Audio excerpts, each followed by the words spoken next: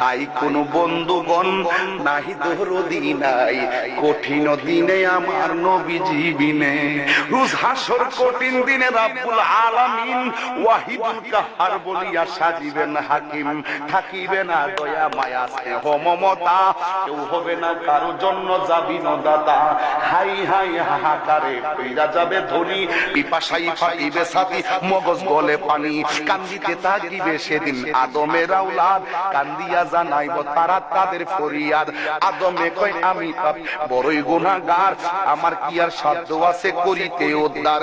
গন্ধম খাইতে নিষেধ করলো আল্লাহ পরুয়ারে, নিষেধ না মানিয়া গন্ধম খাইলাম বেহেশতে।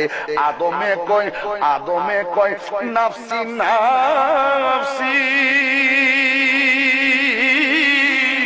আমি গন্ধম খাইয়া যেন ভুল কইরাছি গো, আমি অপরাধী হইয়া গেছি, পারবো না সেই কারণে কঠিন দিনে আমার নবীজি বিনে। নূহ বলে আমি পাপী বড়ই গুনাহগার, আমার কি আর শক্তি আছে করিতে উদ্ধার।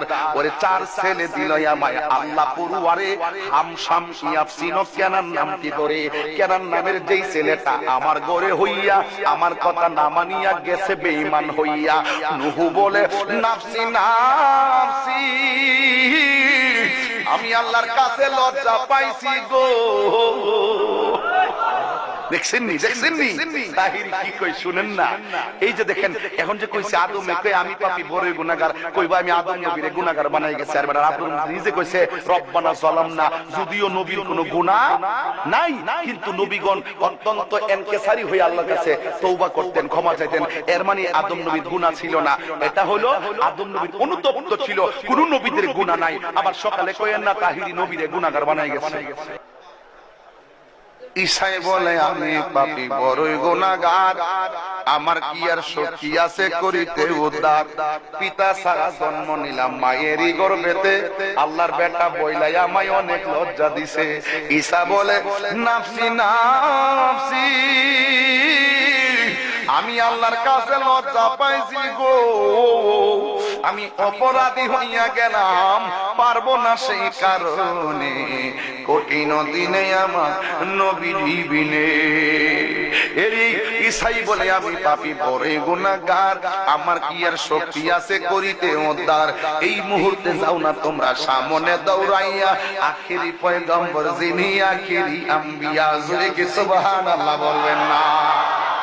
যাইয়া এই কথা শুনিয়া সবাই করিবেন গমন, আমার নূরের নবীর কাছে যাইয়া দিবেন দর্শন। যাইয়া দেখেন নূরের নবী নূরেরও আম্বিয়া, সেজদা কইরা কাঁদতে আছেন উম্মতের লাগিয়া। কান্দে নবী হিয়া উম্মতি, আমার উম্মতের কি হবে গতি গো। আরে উম্মতের জান্নাত দিয়া শান্তি দাও হাবিবের প্রাণ, রোজ হাসরে বুঝবে একদিন আমার নূর নবীর শান। রোজ হাসরে বুঝবে একদিন আমার জিন্দা নবীর শান। কথা কোন ঠিক কিনা?